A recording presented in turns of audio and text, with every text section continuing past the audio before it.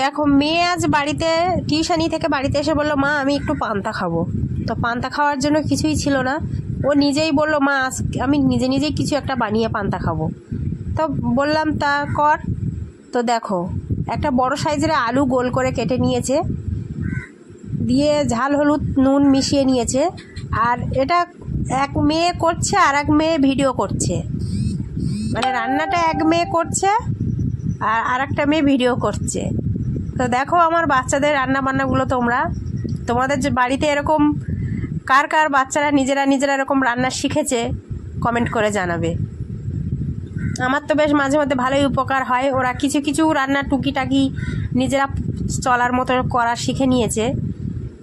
তো কোন কোন মায়েদের এরকম উপকার হয় আমার কিন্তু জানাবে।